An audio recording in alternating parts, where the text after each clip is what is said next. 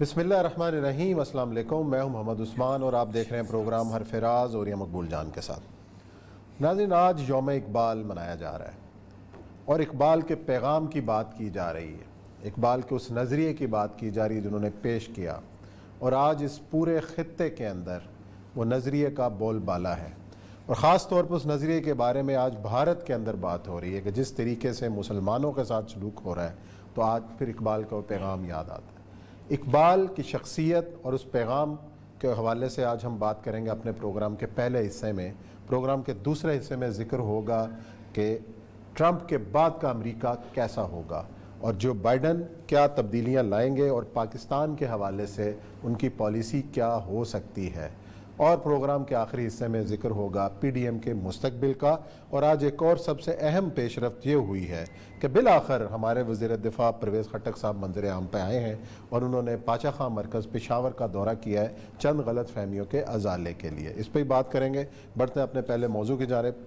और ये सब इलामा इकबाल का हम दिन मनाते हैं हर साल 9 नवंबर को, लेकिन दिन मनाने के साथ साथ जो पैगाम इकबाल है उसके हवाले से कभी हमने संजीदगी से गौर नहीं किया। और जो नज़रिया पेश किया और जिसके बाद हम पूरा ख्वाब की बात भी करते हैं कि ये अपने बच्चों को भी पढ़ाते हैं, लेकिन उसको नाफिज जो है या उस पर अमल की बात क्यों? हर बड़ा फिलोसफर जो है उसके बारे में एक बहुत अहम चीज़ होती है कि वो प्रोफेटिक होता है। वो कुछ ऐसी बातें ज़िंदगी के अंदर कर जाता है अपने ऑब्जर्वेशन के हिसाब से कि जो बात में दुरुस्त साबित होती हैं। सब कहते हैं कि यही कमाल हुआ। अमेरिकन इलेक्शंस के बाद जो गुज़श्ता 50 साल गुजरे हैं, इस वक्त दुनिया उस पूरे सिस्टम को रिव्यू कर रही है और आज इकबाल याद आ रहा है कि इकबाल ने क्या बात की थी। आप हैरान होंगे कि इकबाल पहले दिन से जिस निज़ाम के खिलाफ परचम बुलंद करके खड़ा हुआ था वो जमहूरियत थी।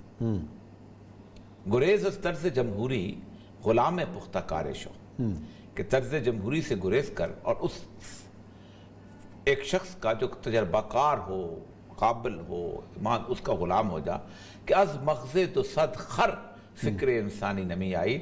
200 गधों के दिमाग से इंसानों की फ़िक्र पैदा नहीं हुआ करती। सही है। तूने क्या देखा नहीं मगरब का जमहूरी निज़ाम, चेहरा रोशन अंदरों चंगेज से तारीख था, और तू समझता है जी आज़ादी की है जिल्म पर। फिर उसने एक और बड़ी कमाल बात की। एक उसने अल्लाह ताला के हुज़ूर इबलीस को पेश किया। इबलीस अल्लाह के सामने जाके कहता है कि कहता था अज़ाज़ील खुदावंद जहाँ से पर काला आतशवी आदम की कफ़े खाक, और वो कहता है कि आदम तो ज़लील और रुसवा हो गया, ये हो गया, और देखें ये काम करते हैं आदम, ये काम करते हैं। आखिर में इब्लीस कहता है कि ए अल्लाह, जमहूर के इबलीस हैं अरबाब सियासत, कि दुनिया में जो सियासतदान हैं वो बुनियादी तौर पर बेहतरीन किरदार अदा कर रहे हैं शैतान का। बाकी नहीं अब मेरी ज़रूरत है अफलाक, अब मेरी दुनिया में कोई ज़रूरत नहीं रहेगी, ये मौजूद है, खुद कफील हो गए। फिर वो इबलीस के मजलिस शूरा में जिस वक्त तो निज़ामों का जिक्र करता है तो उसमें जमहूरियत का जिक्र करते हुए इबलीस से कहलवाता है कि हमने खुद शाही को पहनाया है जमहूरी लिबास, जब कभी आदम हुआ है खुद शनास खुद नगर। क्या मामान सियासत का कलीसा के शयू सबको दीवाना बना सकती है मेरी हूँ एक हूँ। और वो तो मशहूर शेर है कि जमहूरियत एक तर्ज हुकूमत है कि जिसमें बंदों को गिना करते हैं तोला नहीं। ट्रंप और बाइडन के इलेक्शन, इंडिया में नरेंद्र मोदी, इजराइल के अंदर एक पर्टिकुलर जमहूरी निज़ाम के दौरान इस वक्त दुनिया में सबसे बड़ी बहस ये हो रही है कि अगर हमने जमहूरियत की बका करनी है तो हमें कम से कम एक बुनियादी असूल जो है वो ख़त्म करना पड़ेगा, और वो है पॉपुलर वोट, यानी one man one vote. One man one vote, ठीक। वो कहते ये हैं कि ये जो हमने ये तसव्वुर बना लिया है कि हमने हर शख्स की राय को फैसला साजी में बराबर करार दे दिया, इससे हम तबाह बर्बाद हो रहे हैं। और इससे हो क्या रहा है कि वो एक तसव्वुर ये बन गया हुआ है कि एक बल्क ऑफ द पीपल इकट्ठे होके 51% जो है 49% का नातका बंद कर सकते हैं।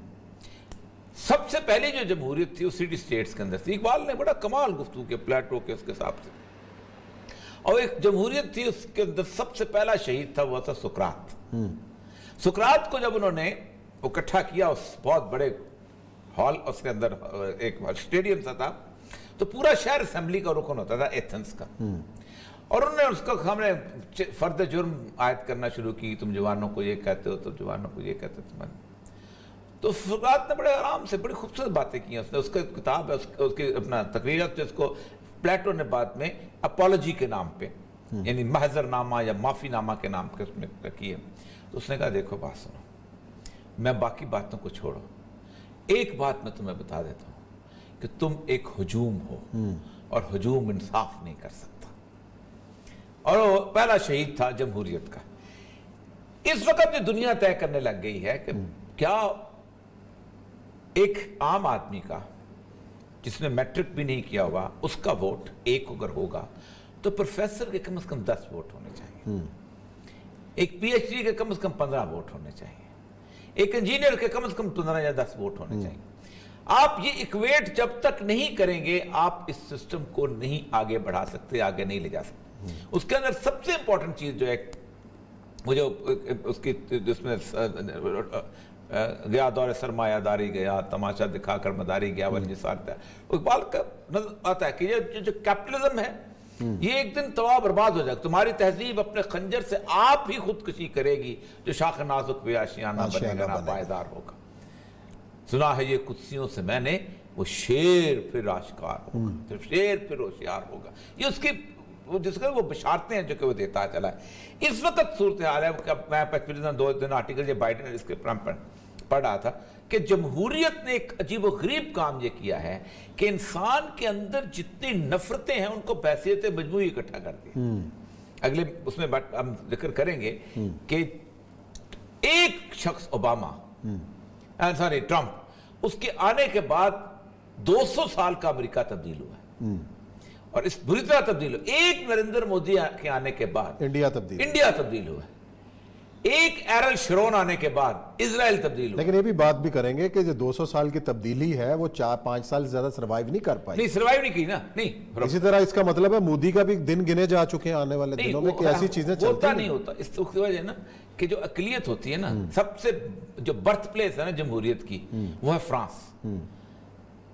ایک شخص تھا اس کا نام تھا روسو. اس نے ایک فقرہ بولا تھا man is always changed, man is born free but he is always changed. یہ بیسیکلی حضرت عمر کا فقرہ چوری کیا. حضرت عمر نے ایک دفعہ ایک شخص کسی خلیفہ گورنر کے پاس گئے تو دیکھا کہ لوگوں اس کے سامنے جو ہیں وہ اپنا وہ غلاموں کی طرح. تو آپ نے کہا کہ ماؤں نے انسانوں کو آزاد چنا ہے، تم نے غلام بنانا کہاں سے سیکھ لیا؟ یہ فقرہ ان کا ہے. تو لیکن وہ اس نے اور طریقے سے لیا ہے کہ بادشاہت کی چینز، فلانی چینز، یہ وہ سارا کچھ اس سے life Liberty and pursuit of happiness نکلا. اچھا لیکن فرانس اس وقت جو بھارت کے اندر کیفیت بنی ہوئی ہے، مسلمانوں کے ساتھ جو سلوک ہو رہا ہے، ہم 2 قومی نظریے کی بات کرتے ہیں. اقبال نے تصور پیش کیا الگ مملکت کا، ریاست کا. تو آج اقبال کا جو پیغام جس طریقے سے ہم سمجھ رہے ہیں، کیا اصل میں انڈیا کے مسلمانوں اقبال کے بارے میں جو ایک تصور یہ ہم نے بنا لیا ہوا نا کہ اس نے اقبال کا 2 قومی نظریہ یونیورسل تھا، لیکن چونکہ نیشن سٹیٹس بن گئی ہوئی تھی 1920 کے بعد سے، تو اس لیے ہم نے اس کو پاکستان کے اندر کارو آؤٹ کیا. ورنہ وہ تو کہتا ہے ان تازہ خداؤں میں بڑا سب سے وطن ہے، جو پیرہن اس کا ہے وہ مذہب کا کفن ہے، یہ بت کا تراشیدہ تہذیب نبی ہے، غارت کرے کاشانہ دین نبوی ہے، اسلام تیرا دیس سے تو مصطفی ہے، اب بازو تیرا توحید. اچھا اقبال کے بارے میں یہ بھی کہا جاتا ہے کہ قرآن کی اپنے شعروں کے ذریعے تشریح کی. جی اور اقبال آپ بتا رہے تھے کہ جو اقبال کا قرآن سے جو تعلق ہے اس کی بھی جو اب حیران کون. آپ دیکھیں اقبال نے 2 راستے بتائے ہیں پوری اپنی زندگی کے اندر. وہ کہتا ہے ان سارے نظام جتنے بھی ہیں نا، ان کے مقابلے مسلمان کے پاس صرف 2 راستے ہیں. ایک وہ کہتا ہے تعلق قرآن کے ساتھ، گر تمہیں خواہی مسلمان زیست نیست ممکن جس بقرآن زیست. اگر تم نے کوئی مسلمان کی زندگی گزارنی ہے تو قرآن کے بغیر نہیں ہو سکتی. اور دوسرا وہ کہتا ہے یہ ہے کہ اس کے رسول صلی اللہ علیہ وسلم رول ماڈل. میں اکثر اوقات یہ کہا کرتا ہوں کہ عموماً جواب شکوہ جو ہے لوگ اس کو ایک نظم کے طور پہ لیتے ہیں. اصل میں یہ 19 سال کی عمر میں لکھی تھی اقبال نے شکوہ اور جواب شکوہ. اور کہتے ہیں کہ اقبال جس جگہ یہ مسجد بادشاہ مسجد اس کی سیڑھیاں ہیں، یہاں پر بیٹھ کے انہوں نے شکوہ تحریر کی. جب شکوہ تحریر کی انہوں نے، کیوں زیاں کار بنوں سود فراموش رہوں فکر فردہ نہ کروں میں بھی غم دوست، اے خدا شکوہ ارباب وفا بھی سن لے، خوگرے ہم سے تھوڑا سا گلا بھی سن لے، بہت شکوے کیے اقبال. تو مولوگوں نے کہا کہ بہت کیفیت ہے، یہ دیکھو اللہ سے شکوہ کرتا ہے. یہ تو اقبال جو ہیں وہ کہتے ہیں کہ میں وہیں بیٹھ گیا کچھ عرصے بعد، تو مجھے ایک ایسی جیسے الہامی کیفیت میں ایک جواب شکوہ اترا. اب وہ نعت لگتی ہے پوری کی پوری، اور نعت بھی وہ جو کہ اللہ تبارک و تعالیٰ کی زبان سے نعت، یعنی اللہ کا الہامی کلام جو ہے.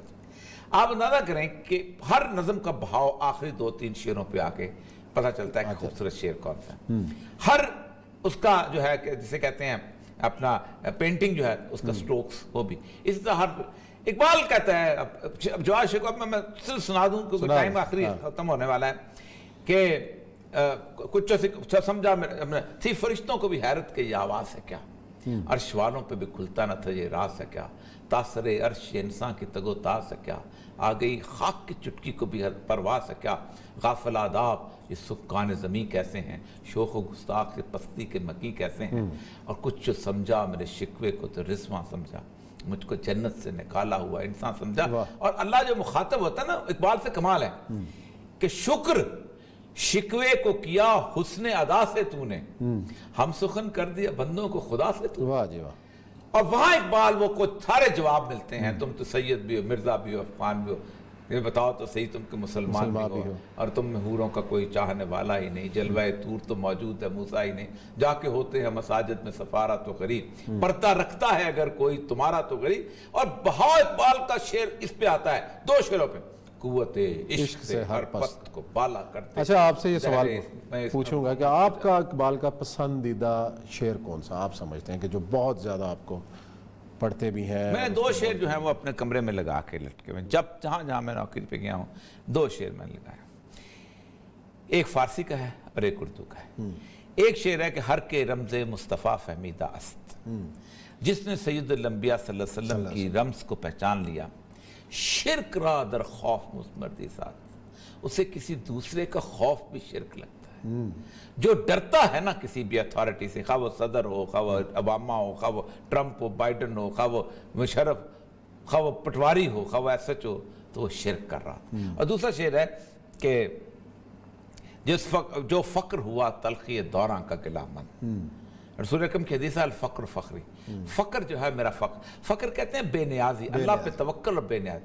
کہتا ہے جس نے کبھی یہ بھی گلہ کر لیا کہ میری صلاحیتوں کے مطابق مجھے اس دنیا نے عزت نہیں دی، جو فقر ہوا تلخی دوراں کا، یا جتنی میری صلاحیتیں تھی اتنی مجھے نوکری نہیں ملی، اتنی مجھے تنخواہ نہیں ملتی، اتنی اچھی میری بیوی نہیں ہے، اتنے اچھے میرے بچے نہیں ہیں، جس نے یہ بھی گلہ کیا اس فقر میں باقی ہے ابھی بوئے گدائی.